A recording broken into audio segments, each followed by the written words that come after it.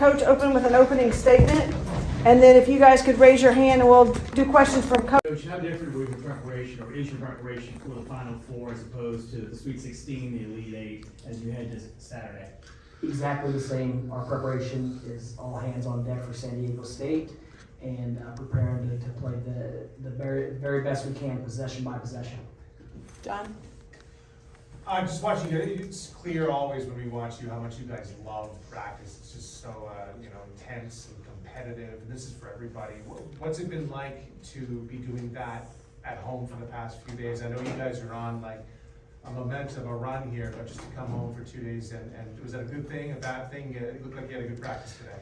Because of these guys, their discipline and their focus, it's a good thing. And it was nice to sleep in our own beds and use our washing machine and have clean clothes and not wear the same thing for a month straight, the same 3 outfits rotating. So anyway, we considered going to Houston a little bit earlier, but like I said, these guys are focused to keep playing and putting our best foot forward. So the preparation is extremely important. Can I ask one of the players can answer that as well? Wait, hang on for the players. Let's get Coach Oh, first. yeah, Tom? okay, no worries. Yeah. Dusty, can you talk about how you got introduced, or you came about learning of Vlad, transferring to Texas Tech, and then your first impression of him and where he's come from when you first met him? There was a group of Russian young players over here, and we were looking for a big guy because we knew Carlos Schillens had another year of eligibility, but he had his degree and he had a lot of miles on his knee. So all along, we were going to encourage him to go back home, or support him to go back home and start making money because he had his college degree, didn't really want a master's. So we were recruiting about 1,000 big men just to add depth to our roster. And there was a group out of Putnam Science, a prep school out of the East Coast. And so we watched a lot of film, studied him, and realized that we couldn't believe he wasn't playing at Texas Tech. But it was just because he was young. And so a couple of Russian guys came over and watched us practice, watched us do workouts, watched us in the weight room, and said this is a great place for these young Russian players. So we've actually had several reach out to us. It's just he was the right fit at the right time. What in his evolvement is from the first time you met him to now? What's the difference? What has he learned? Where has he gained? He's probably has as great of work ethic as any tall guy, 7-footer that there is out there. He loves to work, loves the weight room, and so incremental progress. He gets better every single day, and the game means a lot to him. He's an unbelievable teammate, and he's brought a lot to this equation. Kevin? Dusty, I think this is the first time for a while with now many high school All-Americans, and you guys in particular have recruited between the margins, I guess, and trying to find guys who are a little bit ungraded. How has that process been like throughout the years? And then secondly, how'd you find a guy like Janelle, who's really under-recruited and only, I think, had 1 or 2 other college offers? Well, Jonelle was at a small school in Gary, and Akeem missed being on staff, and recruited an older player from his team at Kent State, and we're making our rounds to the Midwest, and he said we're going to stop in Gary and go to an open gym, and we walked in, and he hadn't seen him for a year or 2 since he was young. He just knew he was a good young prospect, and we watched him, and he had a really, really unique game. And so we fell in love with him. I think he's the only junior we've ever brought down on an official visit since we've been here.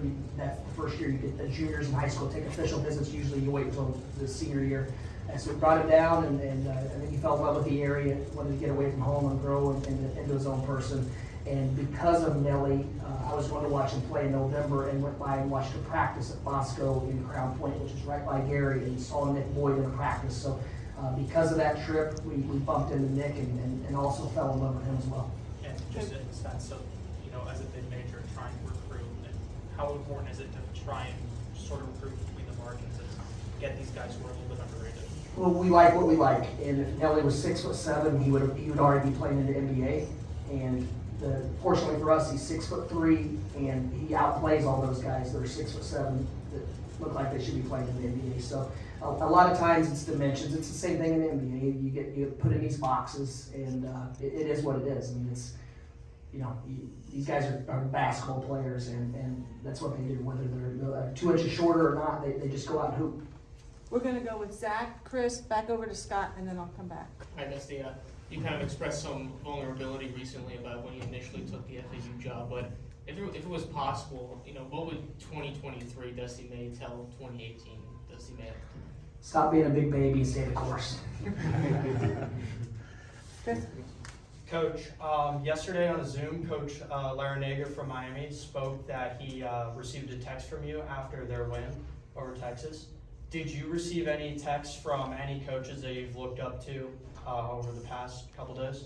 About all of my child, of the coaches I idolized as a child and growing up in this business have reached out. So the two that I've had a lot of communication with is Bill Self. Last night gave me a lot of information about the Final Four. He's been in it several times, and he was very, very helpful. And then Brad Stevens has been giving me a lot of very sound advice through this process. So those two really jump out because they've been in this position in recent memory. So it's been cool. Scott? Coach, how important has it been throughout the tournament knowing that you have guys that have played together 3 and 4 years, where a lot of teams, don't have quite the experience that you do, therefore it provides a lot of continuity within your club? It's been like that all year. These guys, they know how to react and play off of each other. They know which buttons to push, and when things aren't going well, they hold each other accountable and get each other recentered or grounded. So the continuity, I think, is one of the biggest reasons for our success. And one thing I have to follow up, you've drawn a lot of national praise from Charles Barkley, Kenny Smith. How important is that for you to try to help in recruiting efforts, getting praise along those lines? It's important for everyone. It's important for our university, our community, myself and staff, their future careers. They all want to be head coaches, so it hopefully expedites that process and it puts them in a spotlight. And it helps these guys in professional basketball or life after basketball, because all you're seeing is who they really are. They don't have to put on a show. The amount of competitive spirit, and then you factor in with these guys their toughness and their intelligence, that it's a really unique group. We're going to stay on this side, Yanni, and then Coach, how are you going to balance, obviously it's a business trip, but maybe any moments where you say, hey, look around, take it in, maybe have some light moments where you guys can enjoy the stage? Usually on the road we have breakfast and then we have film, or vice versa, and from 10:30 to 11 we have film. And so we need to be 100% locked in on our preparation and with focus and intensity. And then we'll have practice, say at 1 to 2:30. And from 1 to 2:30 we expect them to be completely engrossed in what's important. The other 20 hours out of the day, we want them soaking in all of it that they can. This is their people, they're humans. This isn't like, they should be enjoying this. This should be the ride of their lives. And as long as it doesn't distract from what they need to do or subtract from the group, then we encourage them to be themselves, enjoy the moment, and then be ready to work when it's time to work. Dusty, I'm doing something on Michael Forrest, so I've got a question and a follow-up. Tell me about his role on this team and in this program, from being your first recruit to coming off the bench this year and to hitting those 4 free throws against K-State. Well, I'll start as a freshman, he was our starting point guard. As a sophomore, he was our starting shooting guard. As a junior, he was our 6th man. As a senior, he was our starting shooter guard. And as a 5th-year senior, he's our 6th, 7th, or 8th man, depending on the flow of the game and the rotation. And Mike has never batted an eye. He's been a phenomenal teammate every single day for 5 years. And for him to sacrifice and give what he has over 5 years is impressive, because he's been a great ambassador for this program, and someone that as a staff we could point to every single day and say it looks like that. That's what the preparation looks like. So it's going to crush me the day this season ends. Hopefully it's Tuesday and we have our first workout in whatever, a week or two, and Mike Forrest isn't in that gym with these guys. It's going to be a sad day. And a follow-up, please. I understand he's a mechanical engineering major, and I understand that he missed the rest of practice today to go to class. Like, who does that? I mean, that speaks very well of you and this program. Who misses a Final Four practice to go to class? Well, Nick made a comment, where's Mike? And I said, hey, Nick, Mike's a real student. just take a jab at Nick. Nick's a phenomenal student as well. But it's been like that for 5 years. We told Mike and his parents from day one, if he wants to be an engineer, we are going to support him, and as long as he puts in the work and does everything. Now, if he's skipping class, leaving practice to skip class, we have a problem. But Mike, that's not the type of guy he is. So this has been that way for 5 years, and usually he comes back in and watches his clips or says, what did I miss? He'll watch the rest of practice to see, and we trust him, and that's what's the beautiful thing about this. They're so player team led. They hold each other accountable, and they don't look at us, oh, I have to come back and do this. I need to come back, number one, because he knows what these other guys are putting into it. Coach, when we talk to people in the local basketball community, they sing your praises, they sing the praises of this team, the magic between them and between you. How does it feel to have all of that support, and what do these moments mean to you as a coach? You know, it's like being a parent. You sit back and you watch them cut down the net and you watch their moments with each other. I love practice. If Elijah makes a big time pass in practice, I'm more excited than I am in the Elite Eight, to be honest. And then seeing my wife and kids, you know, you move your family around every year, you're changing schools and daycare centers, and your wife's changing jobs, and then if you're really obsessed with your job, you leave her to go sell the house and set up the movers as well. So to see them soak in that moment, because they're the ones that have made the sacrifice. I've gotten to do what I love every single day for 20 plus years. So those are the moments I'll cherish, just watching these guys with their teammates and their brothers, and then our families really get it to soak in, because they're the ones that really give a lot. Jay? Coach, somebody texted me after the game, well connected to this organization Saturday night, saying this team is special, they love each other, they love their coach. Can you explain what you all have that we can't see?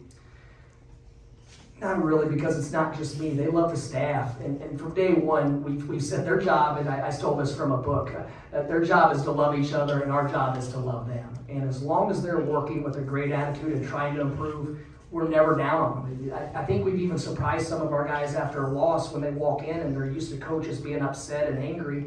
And we dap them up, we bring them in the office, we show film, we go get some shots, and as long as you're trying to get better every single day, then you're never gonna, and you have a great attitude, you're never gonna be in our bad graces. Okay, I need to make sure that everybody's gone first before we do any second rounds. Did anybody else need anything in the back? Okay, John? I was just curious, this team has shown, you know, time and time again, they don't get phased at all, or unfazed, or whatever it is from the big spotlight. As you move along here, more people want a piece of you, more cameras, more media requests, I'm sure. The fact that you guys did what you did in New York City at Madison Square Garden, just kind of the mecca, does that kind of, in some ways, is that a B-12 shot a little bit moving forward to Houston now, where it might be even easier to sort of phase all that other stuff out?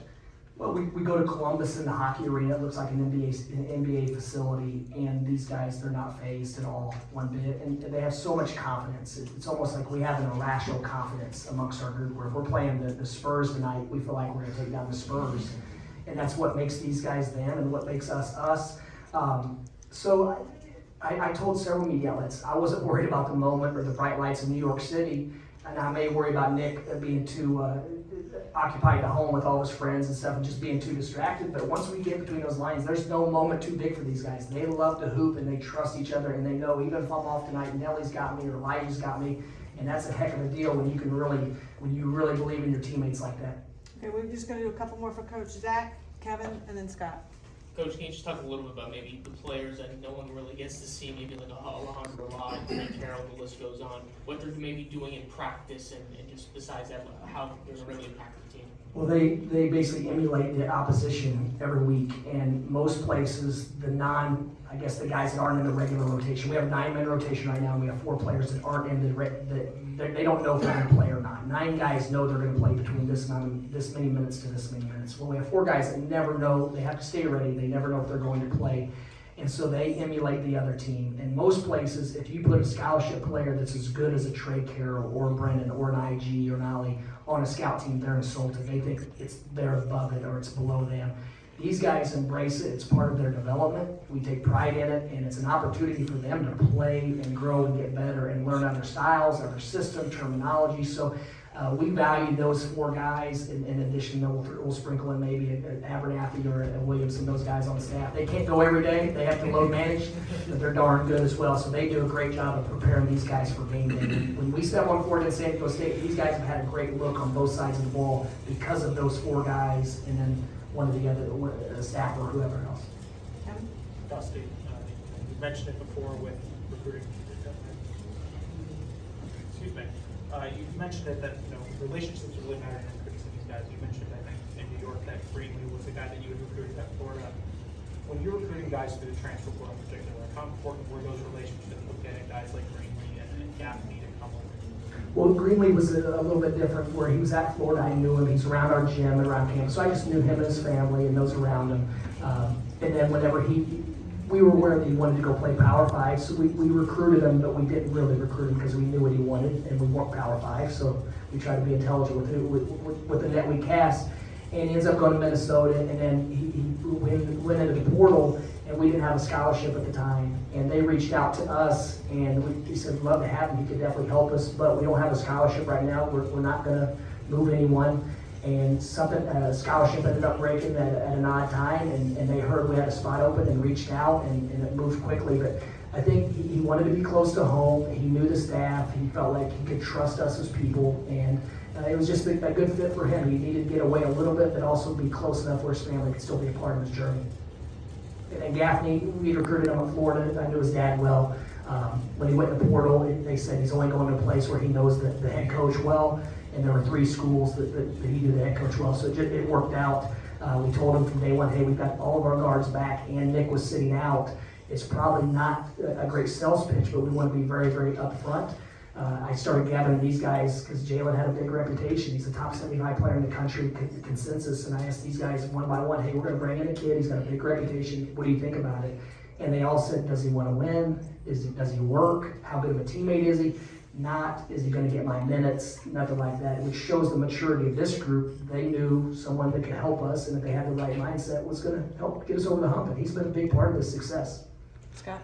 Coach, how neat is it for Florida Atlantic, Miami, and Nova Southeastern University to be representing this area as well as they are? Nova wins it all, 36-0, and you guys in Miami have really lit this area up on fire. It's unbelievable what we're seeing in the community.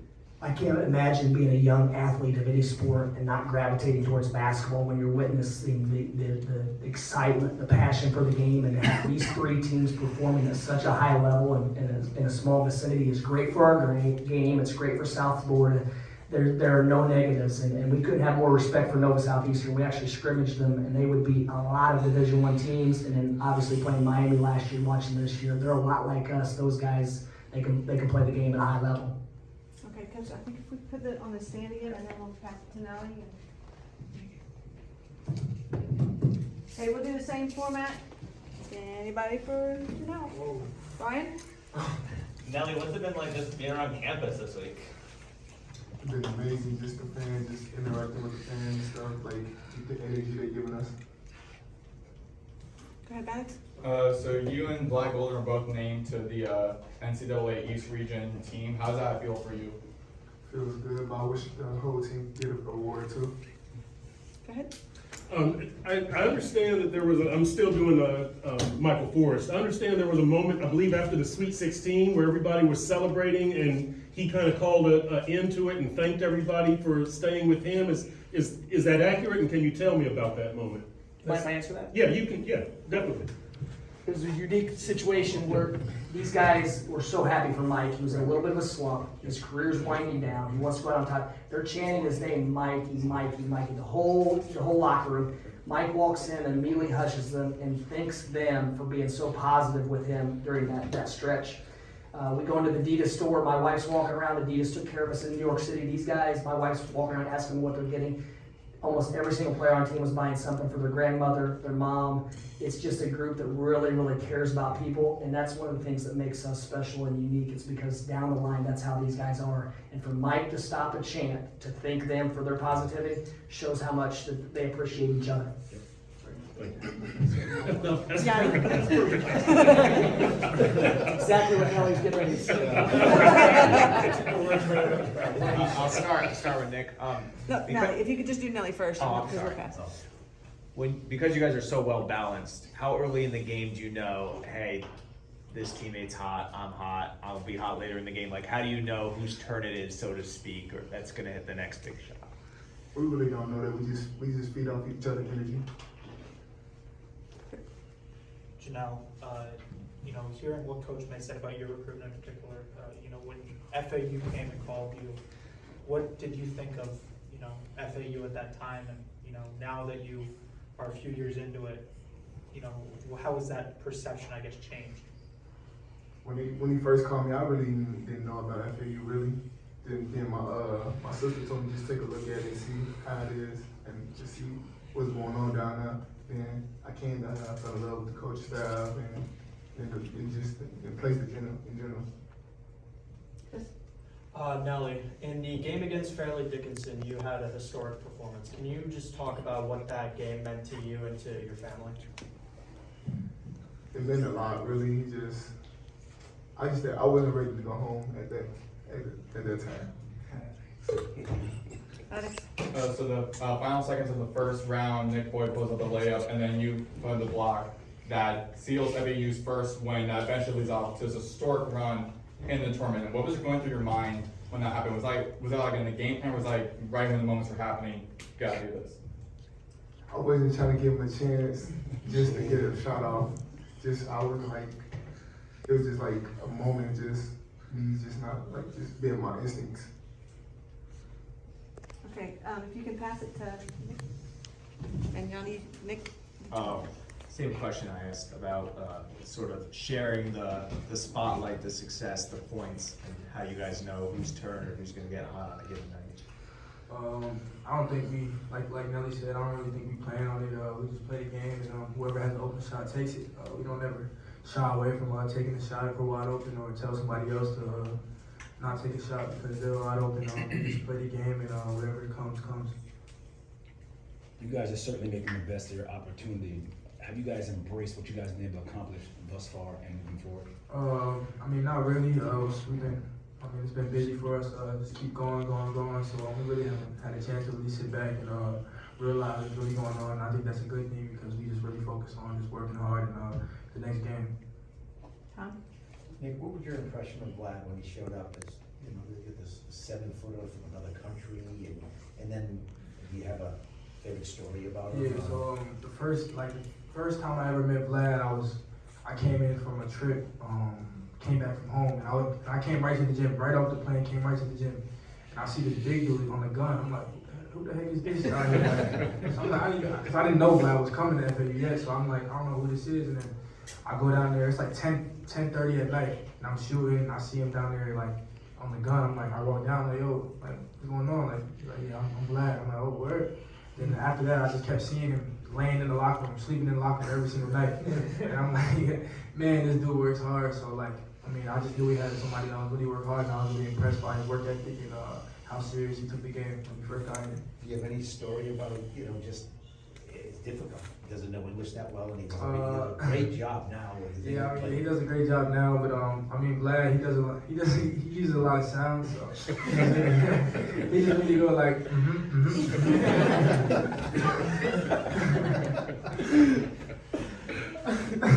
yeah, that's really it. Before the last few weeks, obviously, just naturally a lot of college basketball fans across the country. You mentioned South Florida college basketball. You immediately think Miami Hurricanes. So what's it like for you guys to be right there with them in the Final Four here, two South Florida teams? I know you're concentrating on yourself and everything, but is that a cool fact right there? Yeah, it's pretty cool. We're grateful to be in the position we are now. Miami's doing great. Like they said, Nova's doing great. And, it's just great for the game, and we just want to keep going. Would it mean something to go head-to-head against the Hurricanes over the next, week or so?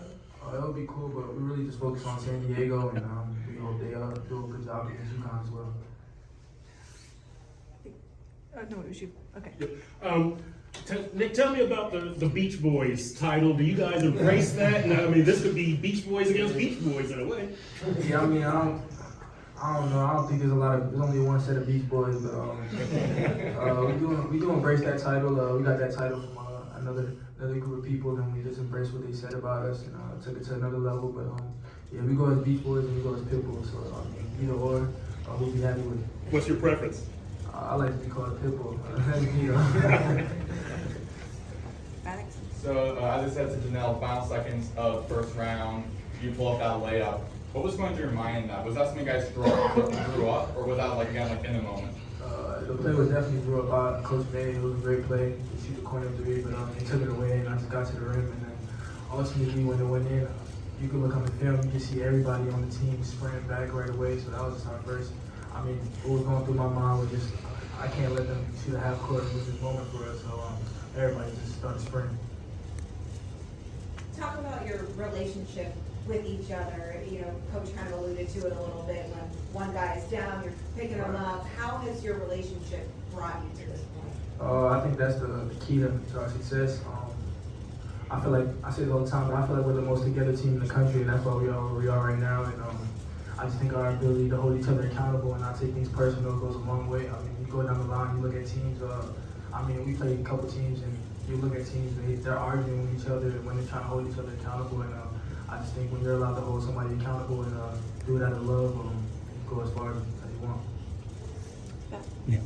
You know, I know you're playing the game, so you wouldn't realize what some of these best players like Charles Barkley, Kenny Smith, Shaq are saying, but how does it feel knowing that you're playing it? You have a lot of guys that accomplished a lot in basketball singing the praise about you, this university, that Florida Atlantic does exist. You better pay attention to this school. It feels To all of you. It feels good. I mean, it's a dream come true, but there's a lot more work to be done, and I hope they keep praising us and keep going. Coach, you can even answer that too if you want. Yeah, I served a couple sound bites from Charles Barkley, and was just honored that he was saying our guys knew how to play, they could Right. shoot, dribble, pass, they really played well with each other, they were unselfish, all the things that we want to be labeled as. To Right. hear the best players that ever played the game saying that about us as a group we took it as a huge compliment. Thank you. Kevin, and then we'll move on to Elijah. Nick, for a team like this to be so under-recruited and to have one guy who's like ranked in the top 75 of high school with Jalen Gassett, how does that sort of feed into this team's mentality? Because I think for most of these weeks, you've sort of been picked against, and to be now in the Final Four as a team that's sort of under-recruited throughout the process. I think it just speaks on our perseverance as a group.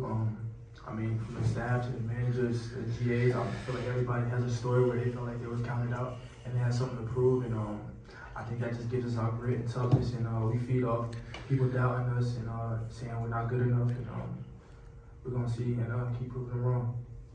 All right, can we pass it down to Elijah? What could he do? Elijah, I know obviously you guys got to focus on the task at hand, but has it sunk in yet? You guys are FAU, one win away from playing for the national championship. Nah, not really, honestly. We just trying to stay locked in and just block out the outside noise. Elijah, a question and a follow-up, two different topics. One on Michael Kors. What has he meant to this team? He's the foundation. He came with coach. He sets standards as well. He also shows he guides us. He's a leader. And he also is like somebody that you wanna be like. Towards like towards like energy wise. He always positive and always bringing us up. And the follow-up, different topic. What have you noticed on social media? I don't know how big you are on social media, but the chatter around FAU and what people around the nation are saying about you guys. Yeah, I mean it's some positive, some negative, but we just try to block it out. Honestly, we're not trying to get caught up in the social media and stuff like that. Exactly. Elijah, when I was asking Coach about the guys that we don't get to see often, like Rely, those kind of guys you kind of lit up, what are those guys kind of meant to you and just sort of the preparation for the season, for this game? Those guys like the scout team, they help us a lot. Honestly, I could say we was getting ready for the Tennessee game, and like we couldn't get in the rhythm because all those guys except for Ali was like 6'7" and long and lanky, and we was trying to get the ball and get a good rhythm, make good passes, but they were disrupting that, which ultimately like got us ready for Tennessee. I could say like they help make practice harder so the game is easier. Yanni and then John. Two quick ones. First, what do you see in San Diego State, and do they remind you of yourselves in that they're a mid-major, won their conference, no one picked them to get here? Yeah, looking at the roster, they're a big team, big physical, and of course, they're just like us with their depth, and also their resume and veteran guys. And just in regards to transferring, you had a really good year last year. Some people were saying, oh, maybe Elijah will transfer, go to a bigger program. What made you want to just stay and your teammates stay?